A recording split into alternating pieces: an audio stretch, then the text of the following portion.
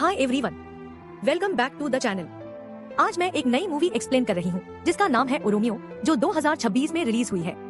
इसकी कहानी 1994 के बॉम्बे की अंधेरी और खतरनाक दुनिया में सेट है, जहाँ gangsters, intelligence operatives, corrupt police वाले और दो लोग हैं जो इन सब के बीच फंसे हुए हैं, जो बदला, वफादारी और कुछ ऐसा जो उन्होंने कभी प्लान नहीं किया था उससे जुड़े हुए हैं।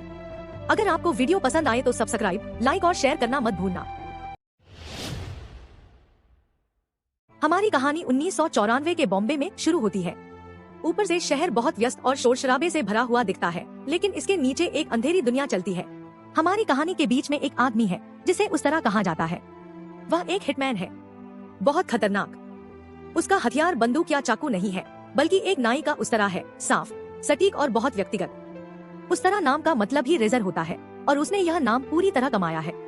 वह छुपकर काम करता है, अपने टारगेट को तेजी से खत्म करता है और पीछे बहुत कम सबूत छोड़ता है। लेकिन उस तरह अपने लिए काम नहीं करता। वह इस्माइल खान नाम के आदमी के लिए काम करता है, जो एक इंटेलिजेंस ऑफिसर है और कानून और अपराध के बीच की दुनिया में काम करता है। कई साल पहले इस्माइल ने उस तरह पर एक बड़ा एहसान किया था। एक ताकतवर गैंगस्टर है जिसका नाम जलाल है, जो स्पेन से अपना काम चलाता है। जलाल का एक भाई था, मोहसिन, और उसकी मौत के लिए उस तरह जिम्मेदार था। तब से जलाल उस तरह को मारना चाहता है। जब जलाल उसे मारने आया था, तब इस्माइल ने बीच में आकर उस तरह की जान बचाई थी। और उसी दिन से इस्माइल इस एहसान को उस तरह पर रखकर उसे अपने लिए काम करवा रहा है। एक ऐसा आदमी जो गुप्त तरीके से काम करता है और जिसका कोई रिकॉर्ड नहीं होता। कहानी की शुरुआत में इस्माइल उस तरह को एक नया कॉन्ट्रैक्ट देता है। टारगेट है एक आदमी जिसका नाम है दहेश दुग्गल, एक फाइनेंसर जो भारत के अंदर से जलाल के काम को पैसे देता है। दुग्गल को खत्म करना जलाल के नेटवर्क के लिए बड़ा झटका होगा और इस्माइल के उस मिशन को आगे बढ़ाएगा जिसमें वह इस गैंगस्टर के साम्राज्य को धीरे धीरे खत्म करना चाहता है। उस तरह दुग्गल को एक थिएटर में ढूंढ लेता है। इसके बाद एक सटीक और खतरनाक ऑपरेशन होता है। दुग्गल अपने बॉडीगार्ड्स के साथ आता है, सभी बहुत ताकतवर होते हैं। उस तरह एक एक करके सबको खत्म करता हुआ आगे बढ़ता है, जैसे उसे यह काम बहुत अच्छे से आता हो। दुग्गल भागने की कोशिश करता है। वह लगभग बाहर निकल ही जाता है, लेकिन तभी इस्माइल खुद वहां पहुंचता है और आखिरी वार करके उसे मार देता है। यह शायद एक छोटी बात है, लेकिन उस तरह के लिए यह मायने रखती है। सारा काम उसने किया, सारा रिस्क उसने लिया, और आखिरी पल में इस्माइल आकर किल ले गया। यह एक और याद दिलाता है कि इस रिश्ते में असली ताकत किसके पास है।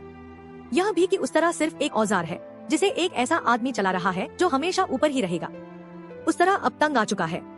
वह एक फैसला करता है, वह यहाँ से जाना चाहता है। उसने अपनी मंजिल भी तय कर ली है, फिजी। बॉम्बे से दूर, इस्माइल से दूर, जलाल से दूर, इस पूरी दुनिया से दूर। वह चुपचाप अपनी निकलने की तैयारी करने लगता है ताकि कोई उसे रोक ना सके। लेकिन जाने से पहले एक औरत उसके पास आती है। उसका नाम अफशा है। वह एक विधवा है और उसके चेहरे पर वह खामोश बेपसी दिखती है जो तब आती है जब इंसान हर रास्ता आजमा चुका हो। वह उस तरह के पास एक रिक्वेस्ट लेकर आती है। वह चाहती है कि 4 लोगों को मार दिया जाए, इंस्पेक्टर पात्रे, एक आदमी अंसारी, एक आदमी शंकर और खुद जलाल। उस तरह उसकी बात सुनता है और फिर मना कर देता है। वह कहती है कि वह अपनी सारी दौलत दे देगी। वह पूछती है कि एक मर्डर के लिए उसकी क्या कीमत है और वह हर हाल में वह पैसे देने की कोशिश करेगी। उस तरह कहता है कि जलाल को मारना नामुमकिन है क्योंकि वह स्पेन में है और उसका ड्रग नेटवर्क बहुत बड़ा है। वह सिर्फ पैसे के लिए अपनी जान क्यों जोखिम में डालेगा। अफशा फिर भी जोर देती है, कहती है कि वह सब कुछ करने को तैयार है। उस तरह उससे पूछता है कि क्या वह उसके साथ एक रात बिताएगी। वह चुप हो जाती है। तब उस तरह कहता है कि वह दुखी और बदला लेने वाली औरतों के काम नहीं लेता। वह उसे अपमानित करता है और वहाँ से भगा देता है। लेकिन उसकी कहानी ऐसी है जिसे सुना जाना चाहिए। अफशा का बचपन का प्यार था एक आदमी जिसका नाम बिल्लू था। बिल्लू स्वभाव से अपराधी नहीं था, लेकिन पैसों की वजह से वह जलाल के गैंग में शामिल हो गया। जब अफशा को यह पता चला तो उसने उससे बहुत कहा कि वह यह सब छोड़ दे। बिल्लू ने उसकी बात मानी और गैंग छोड़ने की कोशिश की, लेकिन वह बच नहीं पाया। शंकर और इंस्पेक्टर पात्रे, जो एक पुलिस अफसर है और जिसे कानून का प्रतिनिधित्व करना चाहिए, दोनों ने मिलकर बिल्लू का पीछा किया और उसे मार दिया। और फिर ताकि कोई सवाल न उठे, अंसारी नाम के एक वकील ने कोर्ट में झूठे सबूत बना दिए। उसने ऐसा रिकॉर्ड बनाया जिसमें बिल्लू को एक खतरनाक अपराधी दिखाया गया और पात्रे को एक ईमानदार अफसर जो अपना काम कर रहा था। यह झूठ इतना मजबूत था कि सिस्टम ने इसे सच मान लिया और अफशा के पास ना कोई कानूनी रास्ता बचा, ना इंसाफ और ना कोई जो उसकी सच्चाई सुने। उस तरह ने उसे ठुकरा दिया था। लेकिन अफशा अभी खत्म नहीं हुई है। कुछ दिनों बाद उस तरह बिरयानी खाने जाता है और देखता है कि अफशा वही काम कर रही है। वह कहता है कि किसी की जान लेना इतना आसान नहीं होता। इसके लिए बहुत हिम्मत चाहिए होती है और एक बार अगर खून का स्वाद लग जाए तो इस जुनून से छुटकारा पाना मुश्किल होता है। इसी दौरान जब वह कार की डिक्की में बिरयानी रख रही होती है तो वह चुपके से उस तरह की गन चुरा लेती है। हथियार लेकर और अपने अंदर के दर्द के साथ वह अपने लिस्ट के पहले नाम के पीछे जाती है। वह इंस्पेक्टर पाथरे को एक कैफे में ढूंढ लेती है और उसे मारने की कोशिश करती है। पाथरे जल्दी में कैफे से निकल जाता है। अफशा हिचकिचा जाती है और उसका हमला सफल नहीं हो पाता। वह उस पल में उसे मार नहीं पाती, लेकिन किस्मत उसे एक मौका देती है जिसकी उसने योजना नहीं बनाई थी। उसी कैफे के वॉशरूम में उसे अंसारी अकेला मिल जाता है, वही वकील जिसने बिल्लू का नाम खराब किया और उसके कातिलों को बचाया। वह उसका सामना करती है, उसके ऊपर गन तान देती है। एक पल के लिए इंसाफ सिर्फ एक ट्रिगर दूर होता है, लेकिन अंसारी इतनी आसानी से हारने वाला नहीं है। वह बात करता है, मौका देखता है और सही समय पर उससे गन छीन लेता है। हालात पूरी तरह बदल जाते हैं। अब गन अंसारी के हाथ में है और अफशा मरने के कगार पर है। तभी उस तरह वहाँ आता है। वह उसके पीछे आया था क्योंकि उसे अपनी गन गायब होने का शक हुआ था और बिना एक सेकंड गवाए अपना उस तरह निकालता है और अंसारी का गला काट देता है। वह चाहे तो वहाँ से चला जा सकता था, लेकिन उसने ऐसा नहीं किया। वह फिजी जाने का अपना प्लान कैंसिल कर देता है। वह उससे कहता है कि वह उसकी मदद करेगा। इसके बाद दोनों की जिंदगी में बदलाव का एक दौर शुरू होता है। उस तरह अफशा को अपनी सुरक्षा में ले लेता है और उसे ट्रेनिंग देना शुरू करता है। वह उसे लड़ना सिखाता है, वह उसे सही तरीके से गोली चलाना सिखाता है। वह उसे शारीरिक और मानसिक तौर पर तैयार करता है ताकि वह अपने मकसद को पूरा कर सके। साथ बिताए गए समय में दोनों के बीच कुछ ऐसा बनने लगता है जिसकी उन्होंने कभी उम्मीद नहीं की थी। अफशा अभी भी अपने दुख और अपने मकसद से जुड़ी हुई है, लेकिन अब उनके बीच अपनापन है, सच्चाई है और एक भरोसा है जो उस तरह ने बहुत समय से किसी के लिए महसूस नहीं किया था। वह उससे प्यार करने लगता है, चुपचाप, बिना कुछ कहे और बिना यह जाने कि वह भी ऐसा ही महसूस करती है या नहीं। इसी बीच इस्माइल फिर से आता है और एक नया काम देता है। नेपाल के काठमांडू में एक ड्रग शिपमेंट जा रही है जो जलाल के नेटवर्क से जुड़ी है। इस्माइल चाहता है कि उस तरह उस ऑपरेशन को लीड करे और जलाल के डॉक्यूमेंट्स को पकड़ ले जो उसके ड्रग नेटवर्क को खत्म करने में काम आ सकते हैं। उस तरह इस काम के लिए तैयार हो जाता है और अफशा और अपने आदमियों को साथ लेकर जाता है। लेकिन काठमांडू का मिशन प्लान के मुताबिक नहीं चलता। जलाल के आदमी पहले से ही इंतजार कर रहे होते हैं। सब कुछ पहले से प्लान होता है। गैंग पर हमला होता है, वे फंस जाते हैं और दुश्मनों से घिर जाते हैं। इस लड़ाई में उस तरह के कई आदमी मारे जाते हैं और उस तरह खुद पकड़ा जाता है। हालात पूरी तरह खराब हो जाते हैं, लेकिन तभी अफशा एक्शन लेती है। वह लड़ती है और बाकी बचे लोगों को उस जाल से बाहर निकलने में मदद करती है और वे वहाँ से भागने में सफल हो जाते हैं। यह जीत भी एक कीमत लेकर आती है। उस तरह अपने बचे हुए लोगों को इकट्ठा करता है और अपने मरे हुए साथियों का अंतिम संस्कार करता है। यह एक शांत दुख का पल होता है जो उसे याद दिलाता है कि उसके आसपास के लोग सिर्फ नाम नहीं थे, वे वफादार थे। वे उसके साथ खड़े रहे और उन्होंने अपनी जान देकर इसकी कीमत चुकाई। उसी रात जो कुछ भी हुआ उसके साए में खड़ा होकर उस तरह अफशा से अपने प्यार का इजहार करता है। अगली सुबह अफशा गायब होती है। ना कोई चेतावनी, ना कोई वजह, ना कोई नोट। वह बस चली जाती है। उस तरह उसे ढूंढता है लेकिन कुछ नहीं मिलता। उसकी कमी उसे अंदर से तोड़ने लगती है। स्पेन में जलाल अपनी ही परेशानी से जूझ रहा है। दहेश दुग्गल जो शुरुआत में थिएटर में मारा गया था, जलाल के लिए पैसे का सबसे बड़ा स्रोत था। दुग्गल के मरने के बाद जलाल को नेपाल के फेल ऑपरेशन के नुकसान को संभालने में दिक्कत हो रही है। वह अपने लोगों को आदेश देता है कि भारत में ड्रग प्रोडक्शन को दोगुना कर दिया जाए ताकि नुकसान पूरा हो सके। जलाल की कहानी का एक और हिस्सा सामने आता है। उसकी पत्नी राबिया मानसिक रूप से ठीक नहीं है। वह बहुत नाजुक और अंदर से टूटी हुई औरत है। कुछ साल पहले उसने एक अनजाने बच्चे को खो दिया था, वह भी बहुत दर्दनाक हालात में। जलाल इस सब के लिए उस तरह को जिम्मेदार मानता है। यह उसकी नफरत को और भी गहरा बना देता है। अब यह सिर्फ काम की दुश्मनी नहीं बल्कि एक पर्सनल बदला बन चुका है। इस्माइल देखता है कि जलाल कमजोर हो रहा है और खुद को संभालने की कोशिश कर रहा है। वह उस तरह को सलाह देता है कि यह सही समय है भारत में उसके ड्रग फैक्ट्री पर हमला करने का और उसके साम्राज्य को बड़ा झटका देने का। इसके बदले में उस तरह एक शर्त रखता है। वह चाहता है कि इस्माइल अफशा को ढूंढने में उसकी मदद करे। दोनों के बीच यह समझौता हो जाता है, लेकिन उस तरह इंतजार नहीं करता। कई दिन बीत जाते हैं और अफशा की कोई खबर नहीं मिलती। इंतजार करना उसके लिए मुश्किल हो जाता है। बिना इस्माइल को बताए, बिना कोई प्लान बनाए, सिर्फ गुस्से में उस तरह अकेला ही जलाल की ड्रग फैक्ट्री पर जाता है और उसे पूरी तरह जला देता है।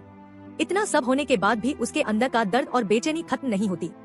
वह लगातार परेशान रहता है, बेचैन रहता है और उसे ऐसे भ्रम होने लगते हैं जैसे अफशा अभी भी उसके साथ है। धीरे धीरे वह अंदर से टूटने लगता है, लेकिन फिर भी वह जवाब ढूंढता रहता है। अपनी तलाश के दौरान वह एक आंटी तक पहुंचता है जिसकी दुकान पर अफशा काम करती थी। वहीं उसे एक सच्चाई पता चलती है, अफशा का गायब होना कोई हादसा नहीं था। यह सब इस्माइल खान के प्लान का हिस्सा था। वह उसके साथ काम कर रही थी और उसी के साथ मिल गई थी। यह भी पता चलता है कि उसने पात्रे के करीब जाने के लिए उससे शादी तक कर ली थी ताकि वह उसके नेटवर्क के अंदर तक पहुंच सके। यह सब इसलिए किया गया था ताकि इस्माइल खान का मिशन पूरा हो सके और साथ ही अफशा अपना बदला भी ले सके। उसने इस मिशन को पूरी तरह अलग रखा उन सब चीजों से जो उनके बीच बन रही थी। यह ऑपरेशन गणेश चतुर्थी के त्योहार के दौरान अपना नतीजा देता है, जब शहर शोर और भीड़ में डूबा होता है और हर तरफ लोग ही लोग होते हैं। उसी शोर और भीड़ के बीच अफशा को अपना मौका मिलता है और वह शंकर को मार देती है। अब लिस्ट के 2 नाम खत्म हो चुके हैं। अंसारी मर चुका है, शंकर मर चुका है। अब सिर्फ 2 लोग बचे हैं, पात्रे और जलाल। फिर उस तरह पात्रे के घर जाता है। उस समय अफशा वहीं रह रही होती है। वह उसे धक्का देता है और अलमारी के साथ दबा देता है। अफशा डरी हुई और हैरान होती है। उस तरह कहता है कि उसने अपनी जिंदगी में सिर्फ उसी पर भरोसा किया था, लेकिन उस तरह उसे बताता है कि उसने उसे धोखा दिया है और देखो वह अब क्या बन गया है। वह कहता है कि वह पूरी तरह टूटा हुआ और बेकार महसूस करता है। अफशा बहुत ज्यादा डर जाती है और कांपने लगती है। फिर उस तरह उसे कपड़े उतारने को कहता है। वह कांपते हुए और रोते हुए ऐसा करती है और कहती है कि वह उसका शरीर पा सकता है लेकिन उसकी आत्मा कभी नहीं पा सकता। वह बहुत आहत और अपमानित होती है। फिर उस तरह कहता है कि अब वह उसे अपने अंदर से टुकड़ा टुकड़ा करके निकाल देगा।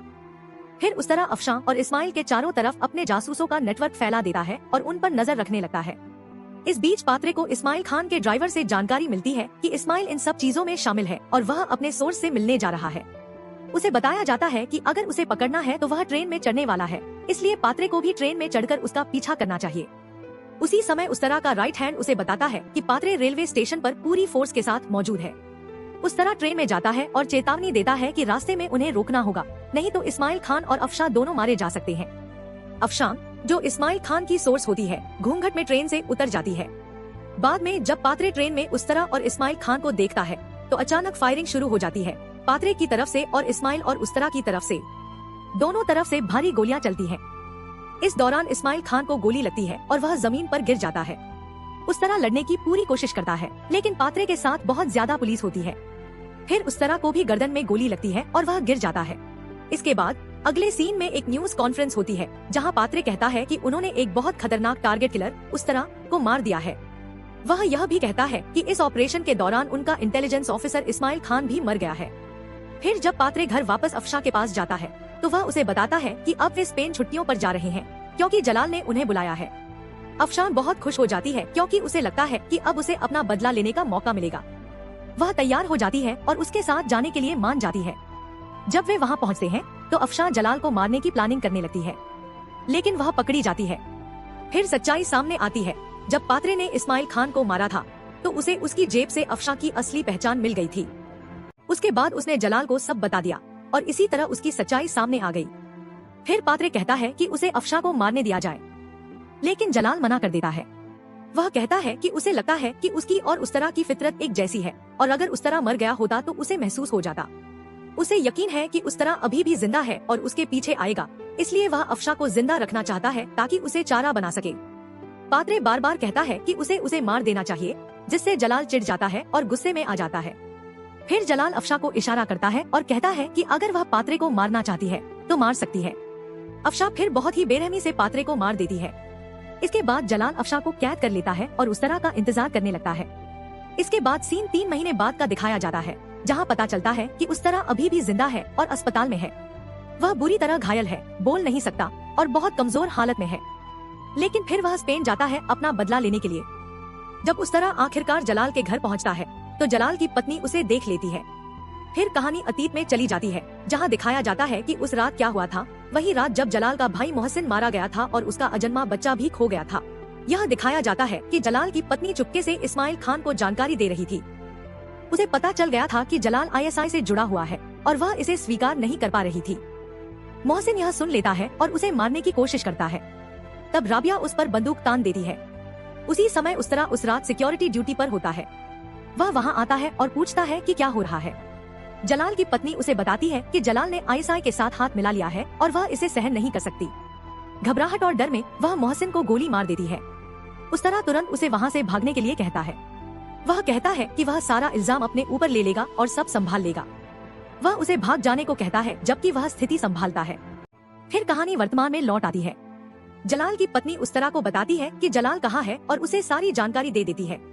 इसके बाद उस्तरा अफशा को कैद से आजाद कराता है, गार्ड्स को मार देता है और आखिरकार उस जगह पहुंचता है जहां जलाल बुल फाइटिंग कर रहा होता है, जो स्पेन में बहुत मशहूर है। फिर जलाल का एक आदमी उसे फोन करता है और बताता है कि उसकी पत्नी राबिया भी उस्तरा के साथ मिल गई है। वह कहता है कि उस्तरा ने अफशा को छुड़ा लिया है और अब दोनों उससे मिलने आ रहे हैं। जब उस्तरा जलाल से लड़ने पहुंचता है तो जलाल बताता है कि उसने पहले ही राबिया का सिर काट दिया है। फिर वह एक डायलॉग बोलता है कि उसका प्यार बहुत महंगा था, लेकिन उस्तरा ने उसकी नफरत खरीद ली। इसके बाद दोनों के बीच बहुत ही खतरनाक लड़ाई होती है। एरिना में उस्तरा और जलाल आमने सामने लड़ते हैं। उस्तरा अपने उस्तरों से जलाल पर हमला करता है और उसे बुरी तरह घायल कर देता है, जब तक कि वह पूरी तरह टूट नहीं जाता। फिर उस्तरा अफशा को अपना बदला लेने का मौका देता है। अफशा बेरहमी से जलाल को मार देती है और अपने अंदर की बदले की आग को शांत कर देती है। फिल्म के आखिरी सीन में दोनों वहाँ खड़े होते हैं, अपना बदला पूरा कर चुके होते हैं।